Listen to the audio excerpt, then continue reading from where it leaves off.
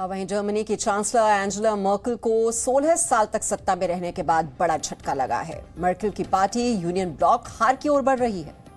तो क्या माना जाए कि अब जर्मनी में मर्केल योग का अंत होने जा रहा है? रिपोर्ट देखिए। जर्मनी में आम चुनाव पर भारत समेत दुनिया की नजरें टिकी हैं। इस बार जर्मनी में हो रहे चुनाव बेहद खास हैं। ये चुनाव इसलिए भी अहम हैं क्योंकि 16 साल तक जर्मनी की सत्ता में रही चांसलर एंजेला मर्केल की विदाई हो रही है।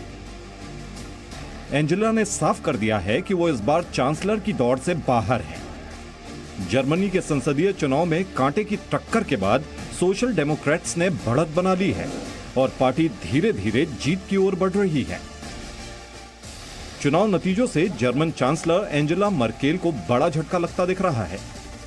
करीब 16 साल तक जर्मन चांसलर के पद पर आसीन रहने के बाद अब एंजेला मर्केल की पार्टी यूनियन ब्लॉक हार की ओर बढ़ रही है। एंजेला मर्केल के उत्तराधिकारी आर्मिन लास्चेट अब भी सरकार बनाने का दावा कर रहे हैं, लेकिन उनकी पार्टी यूनियन ब्लॉक ने इतिहास का सबसे खराब प्रदर्शन किया है। उधर विपक्षी एसपीडी ने चुनाव परिणामों में अब तक हल्की सी बढ़त बनाई है, लेकिन अभी तक सभी परिणाम नहीं आए हैं।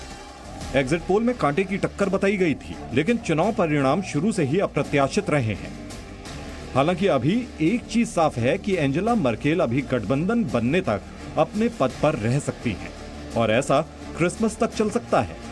एंजेला मर्केल के उत्तराधिकारी के पास अगले 4 साल तक यूरोप की सबसे मजबूत अर्थव्यवस्था को गति देने का जिम्मा होगा।